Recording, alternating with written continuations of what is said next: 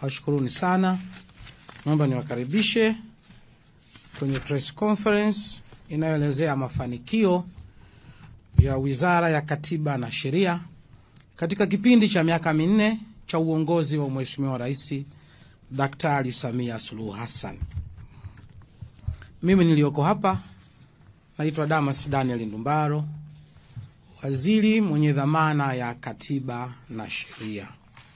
Pamoja nami nimeambatana na wakurugenzi kutoka Wizara ya Katiba na Sheria ambao wamekuja nao kuhakikisha kwamba zoezi hili linakamilika na linakwenda vizuri. Ningependa nianze na eneo la utangulizi ambalo kiufupi tunaongelea wizara yetu ya Katiba na Sheria na majukumu ambayo wanayo.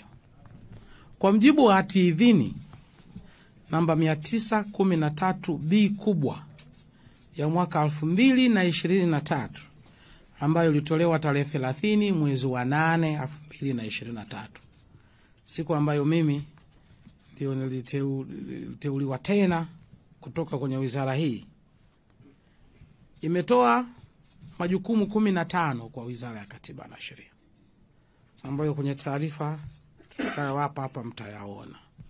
Lakini majukumu hayo 15 mimi hupenda kuyafupisha kwenye mambo makubwa matatu. Jambo la kwanza ni katiba. Wizara hii ndiyo imepewa mamlaka ya kusimamia katiba. Jambo la pili ni sheria. Wizara hii kama unavyofahamu, unaposema sheria unasema wizara hii. Unapohitaji wizara hii unasema sheria. Sababu vyombo vyote vya kisheria viko chini ya wizara hii. Lakini jambo la tatu ni haki. Ukiangalia majukumu yale yote 15, ukiangalia katiba na hizo sheria zote zinakusudia kumpa Mtanzania na raia yoyote ambaye anaishi katika nchi yetu ya Jamhuri ya Muungano wa Tanzania, awe Mtanzania au asiwe Mtanzania, inakusudia kumpa haki. Kwa hiyo kwa ufupi sisi tunasema hii ni wizara ya haki. Yaani tungetumia neno moja tunasema hii ni wizara ya haki. Kazi yake ni kuwapa haki wa Tanzania. Hivyo tutakuja kuangalia katika kipindi hiki cha miaka minne ya uongozi wa Daktari Samia Suluhu Hassan, wizara hii imewezaje kumpa haki mwananchi wa Tanzania. Katika wizara hii kuna wizara pamoja na taasisi 10. Na taasisi zenyewe sio taasisi ndogo ndogo, taasisi kweli kweli. Yaani kuna taasisi ni zaidi ya wizara kwa ukubwa wake. Ya kwanza tunaongelea muhimili wa mahakama.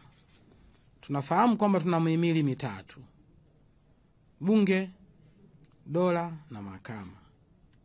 Sasa muhimili wa mahakama katika uratibu wa masuala ya kisiasa, upitishaji wa bajeti na masuala mengine umewekwa chini ya Wizara ya Katiba na Sheria. Na tunajua muhimili huu ni chombo cha kikatiba. Taasisi ya pili ni ofisi ya mwanasheria mkuu wa serikali ambayo naye ni chombo cha kikatiba. Taasisi ya tatu ni ofisi ya taifa ya mashtaka. Wengi tumekuwa tukiwaita waendesha mashtaka au wengine wanaita DPP. Sasa jina lao rasmi ni ofisi ya taifa ya mashtaka au kwa Kiingereza National Prosecution Services. Chombo cha tano ni tume ya haki za binadamu na utawala bora. Nacho ni chombo cha kikatiba.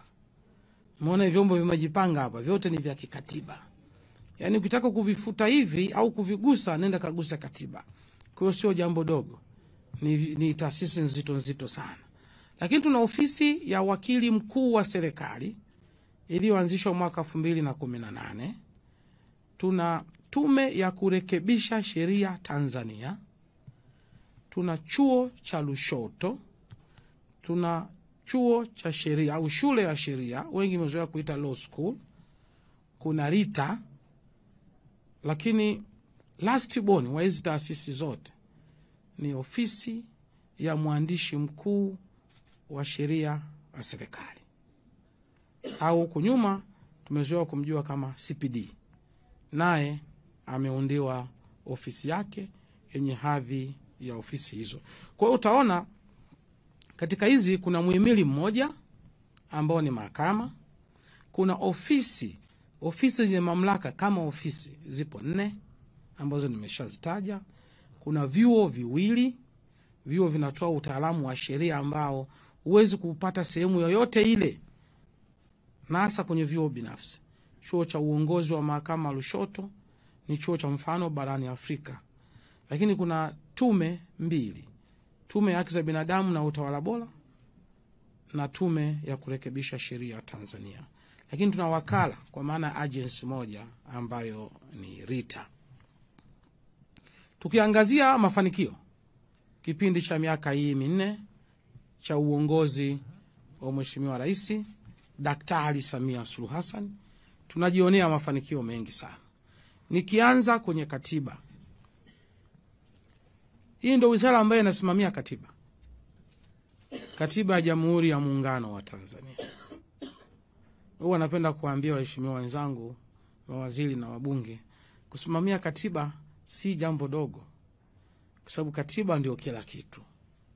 Na wote mmeona katiba imeheshimiwa kipindi hiki chote. Tumeendelea kuiheshimu katiba, na katiba imeendelea kutuheshimu sisi. Kila taasisi, kila serikali, kila muhimili unatokana na katiba. Katiba yenye ibara 152 yenye nyongeza 2, kuna nyongeza ya kwanza na nyongeza ya pili, au Waingereza wanasema shadow, first shadow na second shadow, pamoja na eneo la utangulizi kwa maana ya preamble. Katiba yetu hii imeendelea kutufanya katika miaka 4 hii tuendelee kuwa imara, tuendelee kuwa wamoja, tusimamie uchaguzi hasa ule wa serikali za mitaa, lakini tufanye teuzi mbalimbali kutokana na katiba hiyo na kutekeleza majukumu mengine kama katiba inavyotaka. Katiba hii kwa miaka hii 4 imetuwezesha tuwe na mahusiano na nchi nyingine, kwa sababu hizo nchi nyingine zinatutambua sisi kupitia katiba hii ambayo imeelezea mipaka yetu na mamlaka yetu. Katiba hiyo imeongelea haki za binadamu ambazo tutaeleza hapo mbele tumezitekeleza kwa ukubwa mno. Katika kipengele hicho cha katiba tumetoa elimu ya utawala bora na uraia. Elimu ya utawala bora na uraia. Tumezunguka mikoa yote ya Tanzania bara na Tanzania Zanzibar, isipokuwa Dar es Salaam, ambao tutakwenda hivi karibuni. Sasa unapoona kwamba miaka 4 wizara imeweza kuzunguka mikoa yote kutoa elimu ya katiba, elimu ya utawala bora na elimu ya uraia. Misingi ya utawala bora na misingi ya uraia ni katiba yenyewe. Kwa hiyo wananchi zaidi ya milioni 6 wamepata elimu hiyo katika mikoa yote. Jambo hili halijawahi kufanyika, ila linafanyika sasa katika uongozi wa Daktari Samia Suluhu Hassan. Hata juzi, wiki iliyopita, mimi nilikuwa Songea. Tumetoa elimu hiyo kwa wananchi zaidi ya 10,000 ndani ya wiki moja. Na bado kazi hiyo wataalamu wanaendelea.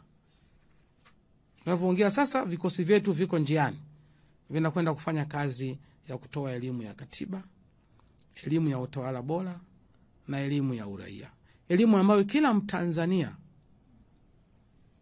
anahitaji kuwa nayo, angalau kuijua. Nisitize kwenye elimu ya uraia hapa, ndipo tunaongelea Mtanzania ni nani, na kwa nini unaitwa Mtanzania. Wajibu wako kwa nchi yako ni nini? Uzalendo wako kwa Tanzania ni nini? Elimu ambayo imekosekana kwa muda mrefu sana. Katika hotuba yake tarehe 23 ya mwezi Aprili mwaka 2025 Chamwino, Dodoma, Dar es Salaam, Mheshimiwa Rais wa Jamhuri ya Muungano wa Tanzania alisema serikali ni katiba. Serikali ni katiba. Maana yake nini? Pasipokuwa na katiba hakuna serikali.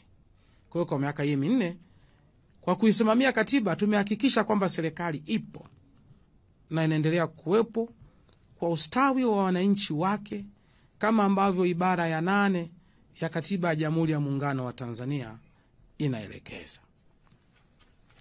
Katika eneo la sheria, nini tumekifanya? Naomba tu niwajulishe kwamba mpaka hivi sasa katika nchi yetu tuna sheria 446, sheria kuu 446 na sheria ndogo 4887. 4887. Katika muda huu wa miaka minne kuanzia 2021 mpaka sasa, tumesha tunga na kufanya marekebisho ya sheria 57. Tumesha tunga na kufanya marekebisho ya sheria 57. Lakini pia sheria ndogo nazo zaidi ya 4000. Sheria sio jambo la kihistoria. Sheria ni jambo ambalo linaishi. Sheria lazima itumikie jamii. Jamii ikibadilika, lazima sheria nayo ibadilike. Kwa hiyo kazi yetu sisi, moja ni kutunga hizo sheria. Kutaka uwezi kutunga sheria bila kupitia kwenye wizara hii na taasisi zake. Kuna tume ya kurekebisha sheria Tanzania ndio inafanya utafiti, lakini kuna ofisi ya mwandishi mkuu wa sheria ndio inaziandika hizo sheria na kuwapelekea wadau waweze kujadili. Kwa hiyo tumefanya hivyo kwa sheria 57 ndani ya miaka minne, pamoja na sheria ndogo 4887. Sasa unaweza ukaona kama vile watu hawafanyi kazi, lakini ukiona hizo namba unajua kwamba kwa miaka hii minne kwenye eneo la utunzi na urekebu wa sheria kazi imefanyika. Imefanyika kubwa sana. Ukichukulia mchakato wa kutunga sheria toka unaanza mpaka unaisha ni mrefu sana. Ukifanikiwa kutunga sheria 57, hiyo ni kazi kubwa sana. Ni kazi ya mtulinga. Chini ya uongozi wa Daktari Samia Suluhu Hassan, hilo tumeweza kulifanya katika miaka minne. Lakini tulielekezwa na Bunge la Jamhuri ya Muungano wa Tanzania kwamba sheria mpya zinazotungwa ziwe kwa lugha ya Kiswahili, ndiyo lugha mama, na lugha ya Kiingereza kwa maana ya watu wa nje kuweza kuzijua. Lakini zile za zamani lazima tuzirekebishe kutoka kwenye Kiingereza kwenda kwenye Kiswahili. Hapa naongelea matumizi ya lugha yetu pendwa, lugha yetu adhimu ya Kiswahili katika sekta ya sheria. Tumeweza kufanya mabadiliko ya sheria 300 kati ya sheria 446 tayari ziko kwenye lugha ya Kiswahili. Kwa sheria 300 zinasomeka kwa Kiswahili kabisa. Hizo salia 146 katika bajeti hii ambayo tumepitishiwa tunakwenda kuzifanyia kazi ili sheria zote zisomeke kwa Kiswahili. Na sio sheria tu kusomeka kwa Kiswahili. Hivi sasa mahakama nazo zinatoa hukumu kwa Kiswahili. Kwa kufanya hivyo, ndani ya miaka hii minne tumezipeleka sheria, tumepeleka haki karibu zaidi na wananchi. Kwa sababu ukimwandikia Mtanzania au mtu sheria kwa lugha yake mama, kwa lugha ya Kiswahili, atazielewa zaidi kuliko kwa Kiingereza. Tulioko hapa tunajua Kiingereza cha kuombea maji tu, lakini Kiswahili tukisema tubishane kwa Kiswahili hapa hatutatoka huko ndani. Sasa tumeweka sheria hizo kwa Kiswahili ili tuzielewe zaidi. Hukumu zinatoka kwa Kiswahili na zinatafsiriwa kwa Kiswahili, na haya yamefanyika chini ya uongozi wa Daktari Samia Suluhu Hassan katika miaka yake minne katika sekta ya sheria kuanzia 2021 mpaka hivi sasa. Kuna kitu kinaitwa urekebu wa sheria au law revision. Urekebu wa sheria. Kwa mara ya kwanza tukiwa chini ya ukoloni tulifanya urekebu mwaka 1958. Nakumbuka maana ulifanywa na serikali ya kikoloni. Tukiwa nchi huru, zoezi kwa mara ya kwanza lilifanyika mwaka 2002. Ndio maana watu wengi wanenukuu sheria wanasema sheria ya makosa ya jinai, sheria ya kanuni ya adhabu, sura ya 16, toleo la 2002. Manake pale ndio tulifanya urekebu. Urekebu manake nini? Urekebu ni kuzifanya sheria zisomeke kwenye kurasa hii moja, ikijumuisha mabadiliko yake yote yaliyofanyika. Pasipo hivyo utakuta huku nyuma wanasheria wanatiatia rangi kwenye sheria zao na kusema hapa ni sheria namba 10/2004 ndio ilifanya marekebisho, anaandika kwa mkono. Ukikosea kuandika kwa mkono, hatari yake unakwenda mahakamani kuongea sheria ambayo imeshafutwa. Ndio hata katiba yetu ukisoma katiba yetu, katiba ilifanywa urekebu mwaka 2005. Ukisoma katiba nyuma 2005 kuna amendment za katiba utaziona, inabidi uziunganishe toka sehemu nyingine. Lakini ukichukua toleo la 2005 kila kitu kipo, ukisoma ujue uko salama. Sasa kwa sheria ndio hivyo hivyo. Kwa hiyo kutoka wakati wa ukoloni tukuja kufanya urekebu mwaka 2002. Tena kwa msaada wa Benki ya Dunia na kwa wataalamu kutoka Afrika Kusini. Lakini mama yetu Samia Suluhu Hassan ameandika historia kuwa rais wa kwanza wa Jamhuri ya Muungano wa Tanzania kufanya urekebu wa sheria kwa kutumia fedha za ndani, kwa kutumia wataalamu wa ndani. Ndipo muone sasa sekta ya sheria imeiva. Imeiva kwa wataalamu, imeiva kwenye rasilimali nyingine. Zoezi hilo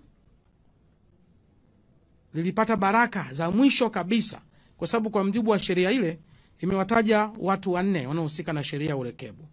Kwanza ni mwandishi mkuu wa sheria, pili ni mwanasheria mkuu wa serikali, tatu ni waziri wa katiba na sheria, na 4 ni mheshimiwa rais. Wote wametajwa kwenye sheria ile na kila mmoja ana jukumu lake la kufanya.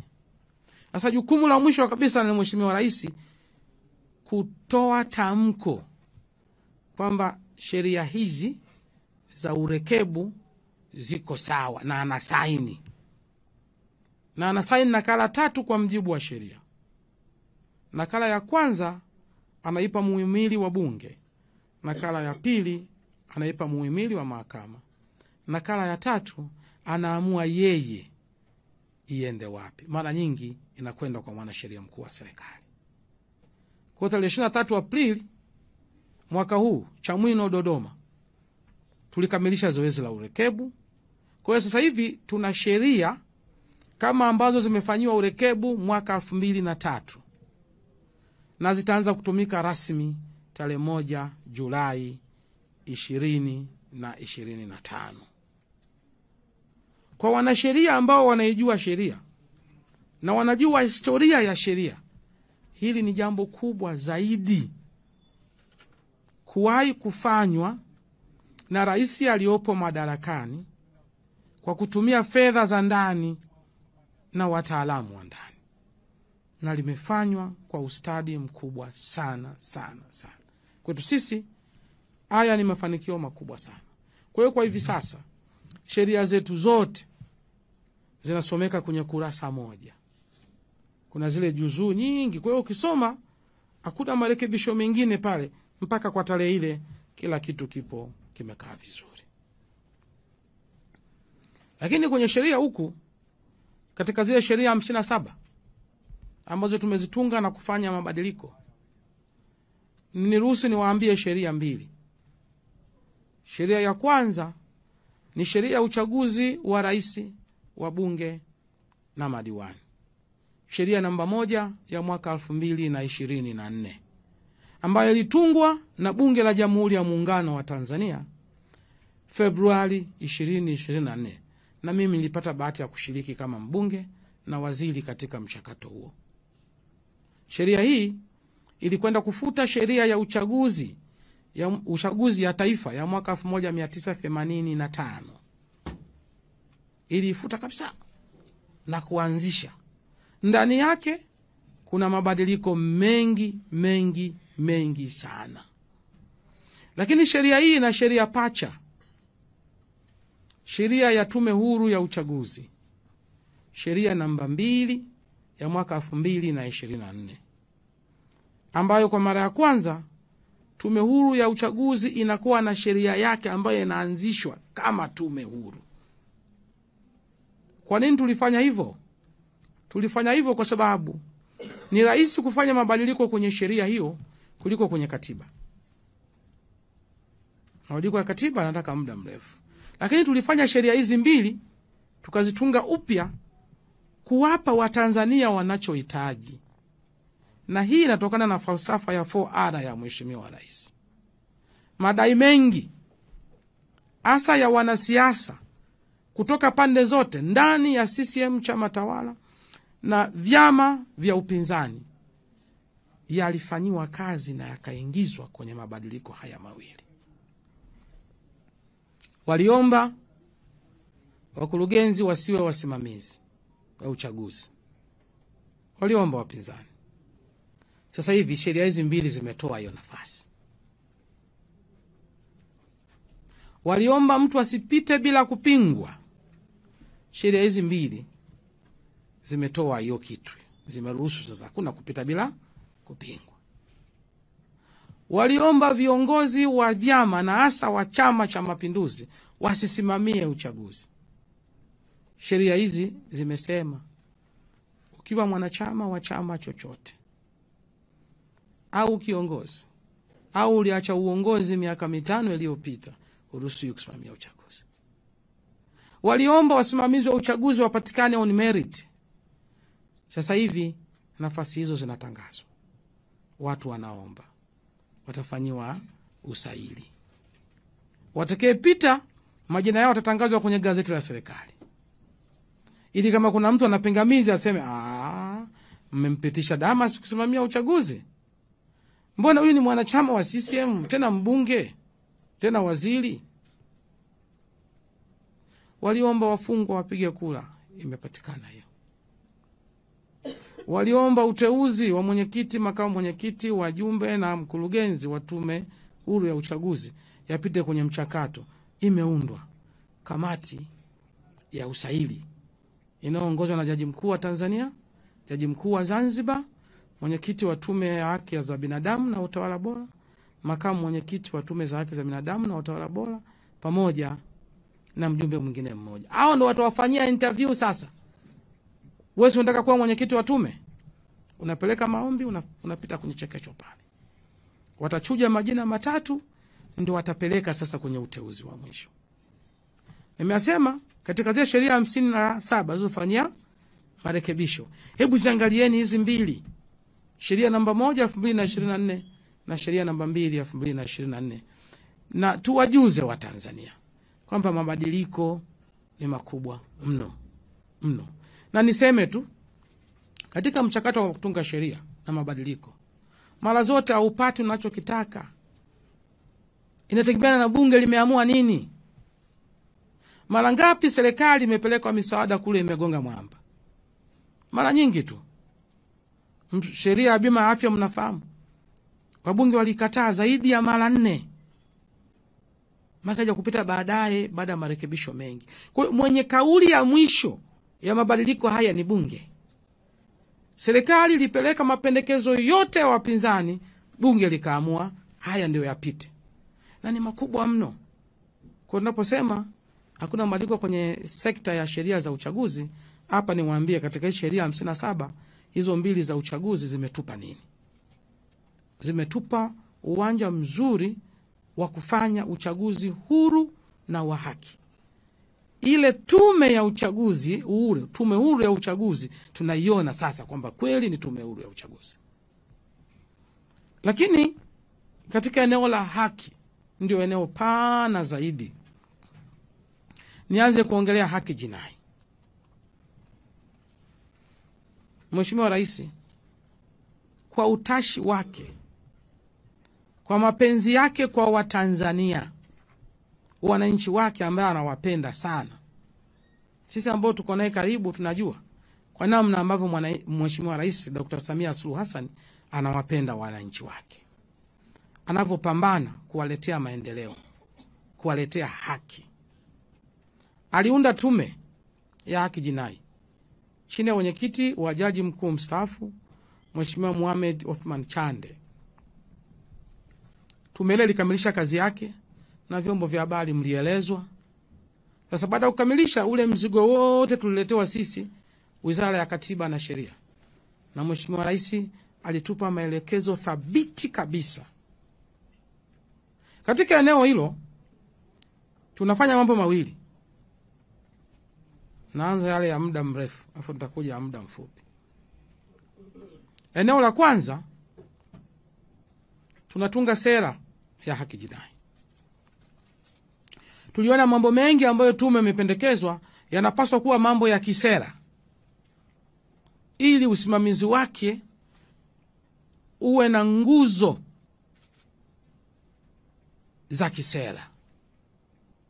Tayari mkurugenzi wa sera na mipango yuko hapa, ndugu yangu Stambuli, ambaye leo ndio anakaimu pia kama katibu mkuu. Na mimi nimwambia mambo ndio yanaanza hivyo hivyo. Stambuli unakaimu leo, kesho kaimu itatoka. Ameshaanza usimamizi wa hiyo sera. Tunaenda kuwapa Watanzania sera ya haki jinai ambayo itajibu mambo yote, kila moja ambayo amekialeta tu na amekosa kiungo cha kuweza kuweka.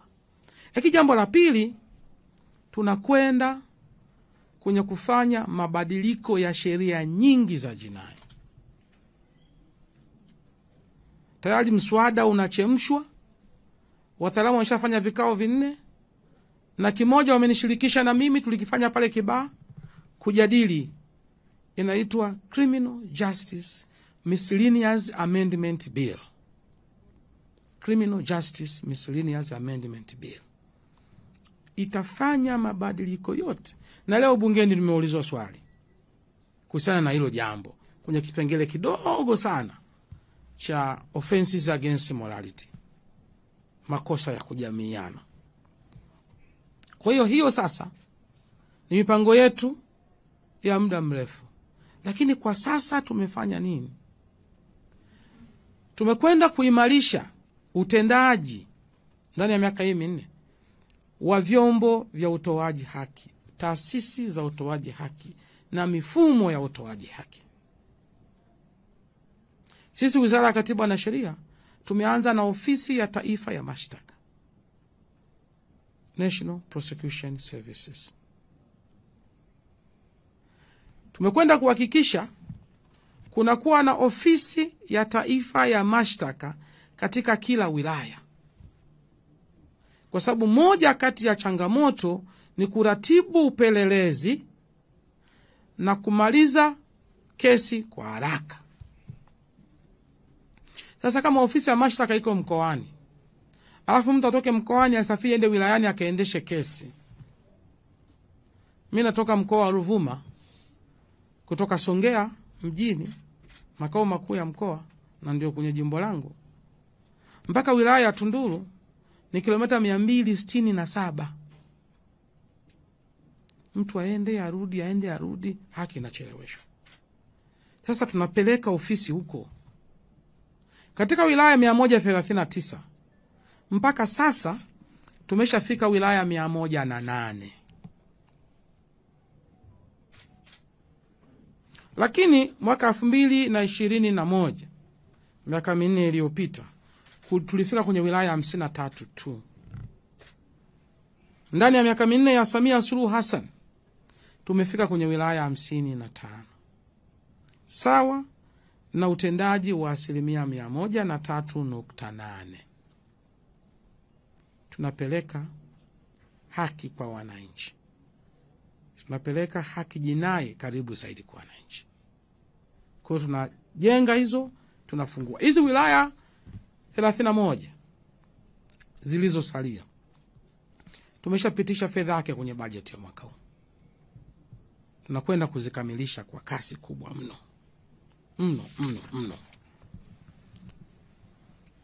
Sio hivyo tu. Tumeajiri wafanyakazi 600 katika mwaka wa fedha 2023-2024. Ukiona taasisi moja inaajiri wafanyakazi 600, ujue imedhamiria kutibu tatizo fulani.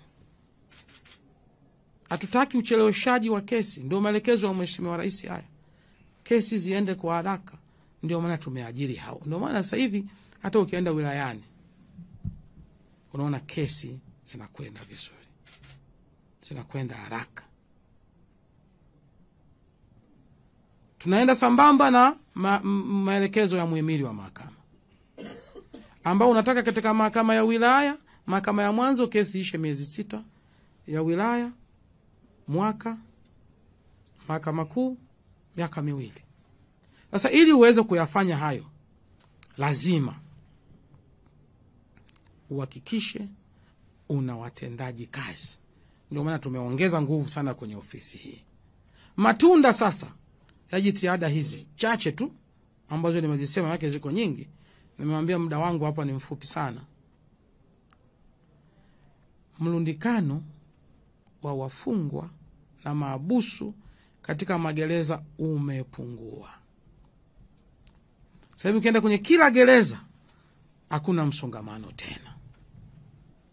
Magereza yetu yana uwezo wa kuchukua wafungwa na maabusu 28,000 nchi nzima.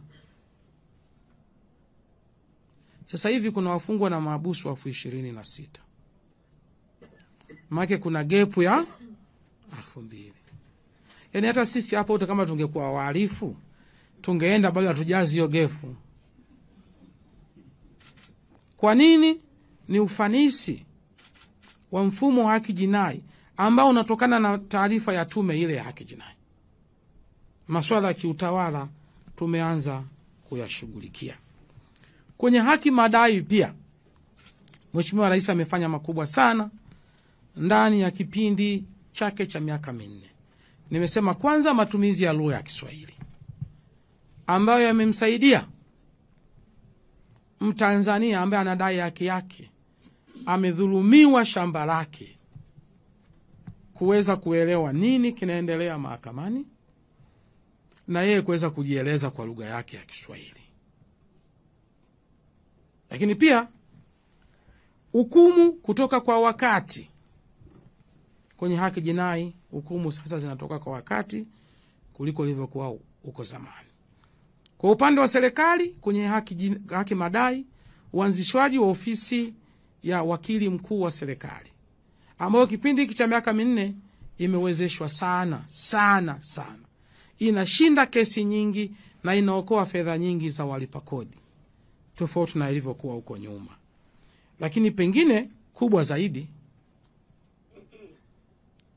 ni kupungua kwa mlundikano wa mashauri mahakamani. Sasa hivi mashauri ambayo yanavuka mwaka ni 4% tu katika mahakama zetu zote, na kuifanya mahakama yetu ya Tanzania kuwa mahakama ya kwanza barani Afrika kufikia ufanisi huo. Haya tunayapata ndani ya miaka 4 ya Mheshimiwa Rais Daktari Samia Suluhu Hassan. Tumeanzisha kituo cha kimataifa cha utatuzi wa migogoro, Tanzania International Arbitration Center, na tumerekebisha sheria kabisa katika kuanzisha hilo ili kuhakikisha kwamba tunafanya utatuzi wa migogoro kwa njia mbadala.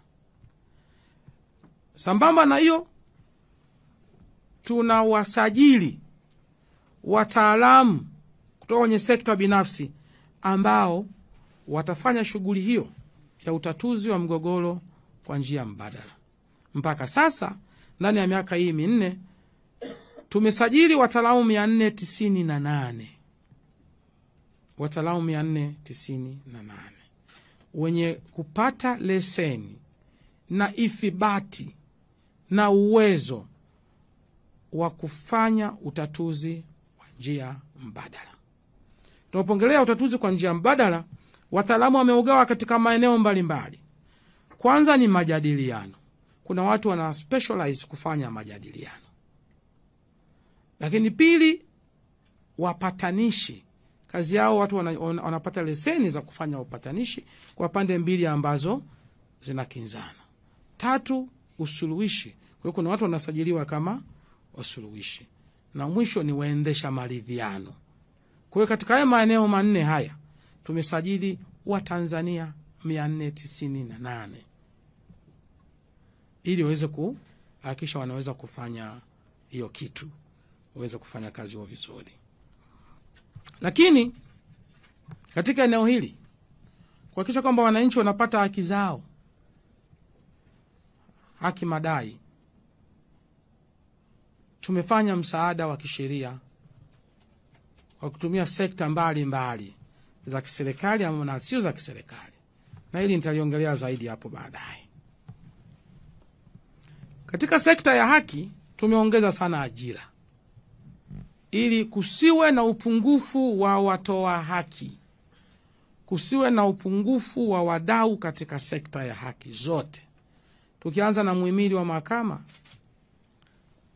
2021, waheshimiwa majaji wa mahakama ya rufani walikuwa 16. Waheshimiwa majaji wa mahakama ya rufani.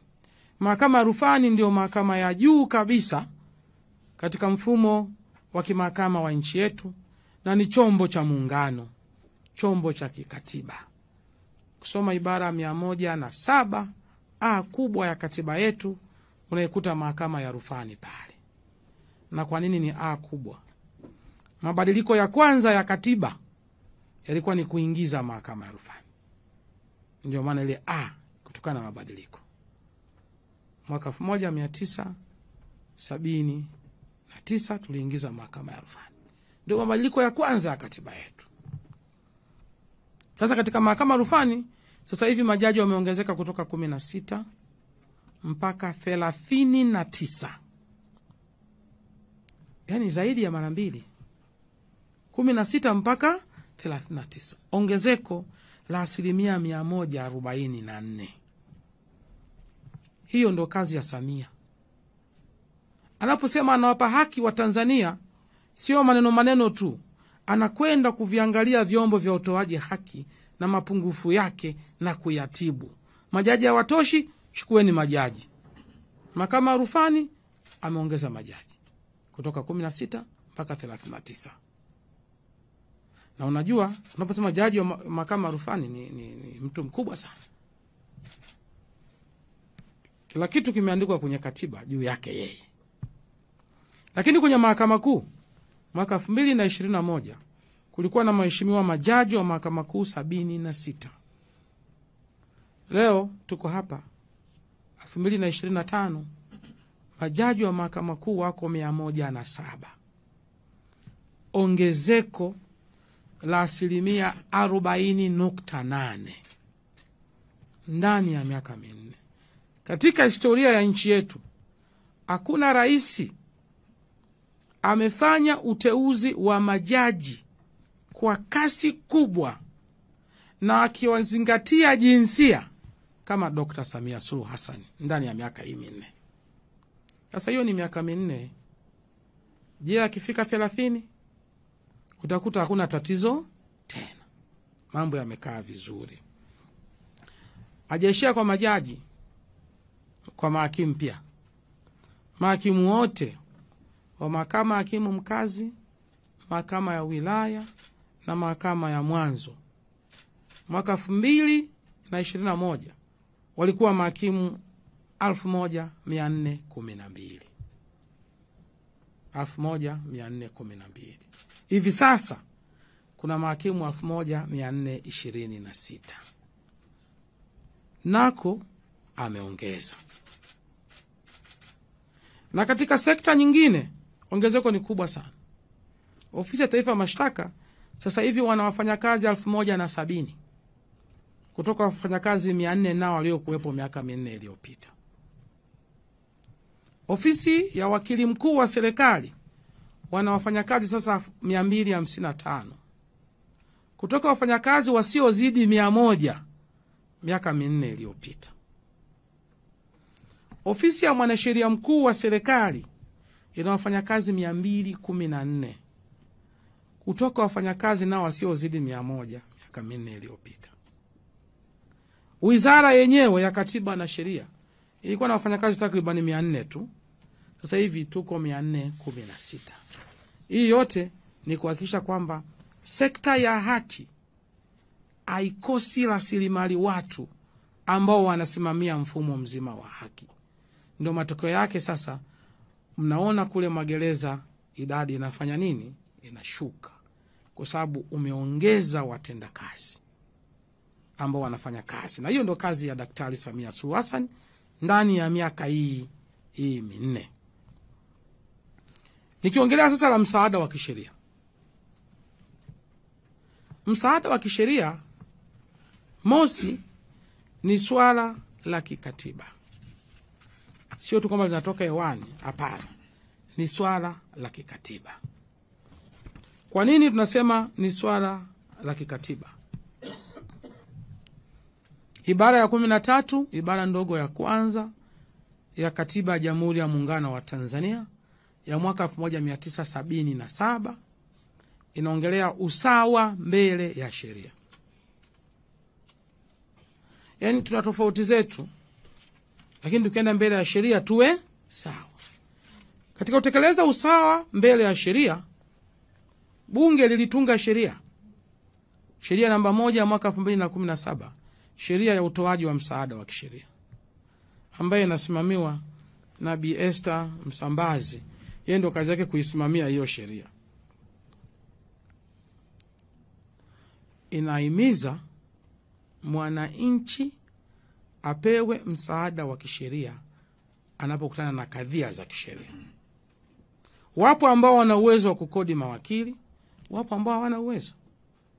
Sasa wasio na uwezo wapate ule msaada. Kwa hiyo unaona kwamba hili swala kumbe ni la kikatiba na la kisheria. Lakini msaada wa kisheria pia unatokana na ilani ya Chama cha Mapinduzi. Asa ibara ya 120 aya B inasema serikali ya CCM itawapa msaada wa kisheria wananchi wenye uhitaji. Sasa hiki ndio chama cha siasa chenye kuwafikiria wananchi wake wanyonge. Kinaweka mpaka kwenye ilani nini mahitaji ya wananchi. Lakini sisi tulikuja na utekelezaji wa mambo haya kwa sababu Mheshimiwa Rais Daktari Samia Suluhu Hassan alitoa maelekezo Januari 2023. Aliniita mimi nikiwa waziri kipindi hicho kwa awamu ya kwanza. Akaniambia anataka haya katiba, sheria na ilani vitekelezwe, wananchi wapate elimu na msaada wa kisheria. Ndipo tukaja na Mama Samia Legal Aid Campaign. Maelekezo ni ya rais, jina tulichagua sisi. Sasa Mama Samia Legal Aid Campaign chini ya uongozi wa Daktari Samia Suluhu Hassan, kwa maelekezo yake ndani ya miaka hii minne imefanya mambo makubwa mawili na inaendelea kuyafanya. Mosi, imetoa elimu ya sheria, imetoa ufahamu wa sheria, imetoa uelewa wa sheria kwa wananchi. Kama nilivyosema pale awali, tumezunguka mikoa yote isipokuwa Dar es Salaam ya Tanzania bara na Tanzania Zanzibar. Tumetoa elimu hiyo na tumetoa msaada wa kisheria kwa watu wengi sana. Kwa maana msaada wa kisheria, kumuona mtu mmoja mmoja, tumeshawaona watu 2,200,000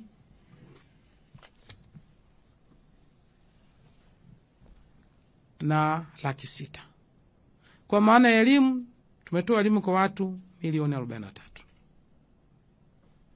Sasa tumepita halmashauri 180, tumepita kwenye kata 1907, tumepita kwenye vijiji 5702, tukienda na kauli mbiu kwamba msaada wa kisheria kwa haki, usawa, amani na maendeleo. Tumeanzisha madawati 184 ya msaada wa kisheria katika kila halmashauri. Tumeajiri watu 449 kufanya kazi hiyo, ili kuhakikisha kwamba programu hii inakuwa endelevu. Tunashirikiana na vyuo vikuu, tunashirikiana na Tanganyika Law Society kuhakikisha kwamba msaada wa kisheria huu unakuwa endelevu.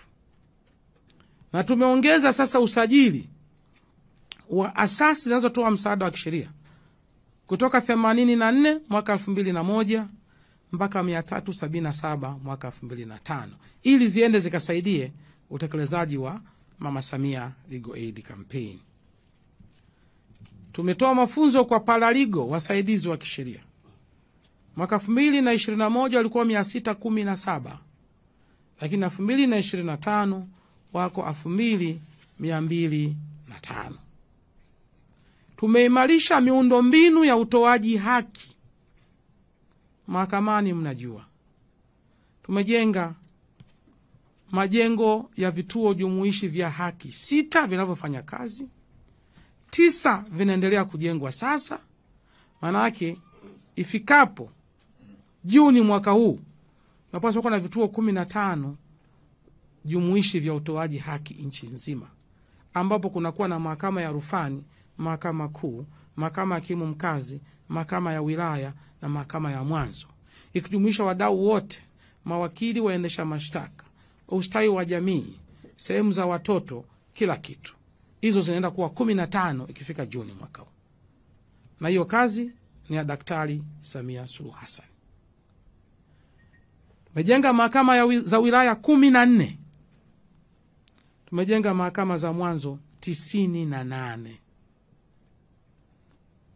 ndani ya uongozi wa Dr. Samia Suluhu Hassan. Lakini hiyo 10 tumejenga jengo la mahakama kuu, makao makuu ya mahakama Tanzania, liko hapa Dodoma, ambao lilifanywa uzinduzi tarehe 5 ya mwezi wa 4 na Mheshimiwa Rais mwenyewe. Jengo hili ni jengo la 6 kwa ukubwa duniani na la kwanza barani Afrika. Sambamba na jengo hili, tumejenga jengo la tume ya utumishi wa mahakama. Tumejenga nyumba za waheshimiwa majaji, zote ziko hapa Dodoma ndani ya miaka hii. Lakini pia tunajenga ofisi za mashtaka kwenye mikoa 9, na tumeanza mpango sasa wa kujenga vituo jumuishi vya ofisi za taasisi za kisheria. Tumeanza na 2, Mwanza na Arusha. Ofisi ambazo mwanasheria mkuu wa serikali, wakili mkuu wa serikali, mwendesha mashtaka wa serikali ofisi za RITA, tume ya haki za binadamu na taasisi zote za wizara katika mikoa zitakuwa chini ya jengo moja. Tayari Mwanza na Arusha kazi hiyo inatendeka. Lakini kwenye tehama, mahakama yetu inaongoza kwa matumizi ya tehama barani Afrika. Ndiyo namba moja. Hivi sasa unaweza ukafungua kesi kwenye mtandao, ukasikiliza kesi kwa njia ya mtandao, ukapokea hukumu kwenye mtandao, ukamsikiliza shahidi kwa mtandao, ukaweka malalamiko yako kwa mtandao. Hiyo ndio Tanzania ya Samia. Anataka watu wapate haki kutoka kwenye kona yoyote ile. Tumeweka mifumo. Mahakama pia imeweka mfumo wa utafsiri. Unaweza ukaenda pale ukaongea Kiswahili, kule nakala ikatoka kwa Kiingereza. Ukaongea Kifaransa, nakala ikatoka kwa Kiswahili. Hapo ndipo tulipofika ndani ya uongozi wa Daktari Samia Suluhu Hassan. Kule RITA pia kuna RITA. Unaweza ukawafanya kila kitu kinachohusiana na RITA. Kuomba cheti cha kuzaliwa, cheti cha kifo, usajili wowote, ufilisi, udhamini, ukiwa umekaa kwenye simu yako pasipo kutembelea ofisi ya RITA. Hapo ndipo tulipofikia ndani ya miaka 4 hii ya Daktari Samia Suluhu Hassan. Na sisi pale wizarani pia huduma zote unazipata kwenye mtandao. Mkurugenzi wa tehama yuko hapa, Omari. Zote usajili wa wapatanishi tunaosema, hata hapa unaweza ukapply hapa hapa. Unataka nyongeza ya muda, waziri ya kuongezea muda wa kufungua mashtaka, unaomba online. Kila kitu kinakwenda online kwenye tehama. Miaka hii 4 katika sekta ya haki tumefanya vizuri sana sana sana. Kwenye haki za binadamu tuna mengi ya kusema hapa, lakini kwa maana ya muda niseme moja tu. Tume ya haki za binadamu na utawala bora, chombo cha kikatiba chenye mamlaka ya kusimamia haki za binadamu Tanzania, chombo cha kisheria chenye haki ya kusimamia mambo ya haki za binadamu Tanzania, kimepata heshima ya kupata daraja A na waangalizi mahususi wa kimataifa. Daraja A ndio la juu zaidi, kwamba chenyewe na nchi yote tunafanya vizuri. Tuachane na propaganda zinazoletwa. Na jana Mheshimiwa Rais amesema, mimi nirudie. Mheshimiwa Rais aliongea tu kistaarabu sana. Sisi wengine ustaarabu kuna siku tunauacha nyumbani.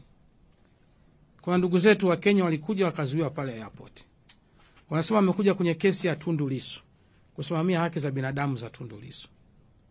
Anasema mimi ni mwanasheria. Kwa mjibu wa uelewa wangu, wale hawana leseni ya kufanya shughuli za uwakili Tanzania. Kwa hiyo alicho kunakuja kukifanya ni uvunjifu wa sheria zetu. Lakini kule kwao yamewashinda. Nyumba yako inawaka moto, unataka ukazime kwa jirani. Huo ni unafiki. Na sisi wa Tanzania hatutaki unafiki. Kwenye eneo la haki za binadamu tuko vizuri sana, na naungana na Mheshimiwa Rais kwenye kauli yake jana. Kwenye nyanja kimataifa tumepata heshima sana. Ndani ya uongozi wa Daktari Samia Suluhu Hassan, nchi za Commonwealth katika sekta ya sheria zilichagua kuja kufanya mkutano wao Tanzania. Lakini sio hiyo tu. AU imeteua Tanzania kuwa mwenyekiti wa kamati ya mawaziri wa sheria na katiba barani Afrika. Inaitwa Specialized Technical Committee on Justice. Kwa hiyo wakikutana mawaziri wote wa sheria barani Afrika, Tanzania ndio inakuwa mwenyekiti. Yaani mimi ndio nakuwa mwenyekiti kwa niaba yenu na wawakilisha. Hiyo ni heshima kubwa sana ambayo tumeipata kwa sababu ya mama yetu Samia Suluhu Hassan. Ndani ya miaka yake 4 amehakikisha kwamba katika sekta ya kimataifa na utoaji haki tunaimarika zaidi. Tuna mahakama yetu ya Arusha, East African Court of Justice. Mheshimiwa Rais ameendelea kuisimamia vizuri ndani ya miaka hii 4. Lakini kuna mahakama ya Afrika iliyoko pale Arusha. Sio tu amesimamia vizuri, ambapo rais wa mahakama ile ni Mtanzania, Mheshimiwa Jaji Imani Aboud. Mheshimiwa Rais ametoa kiwanja kwenye eneo la Laki pale Arusha. Ametoa fedha. Serikali ya Tanzania inajenga mahakama ya kisasa ya kimataifa pale.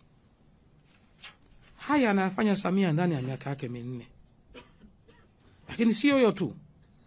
Ile mahakama ya kimbali ya Rwanda bado iko pale, inafanya ile mambo ya masalia yaliyobakia, na Mheshimiwa Rais anaiunga mkono kweli kweli.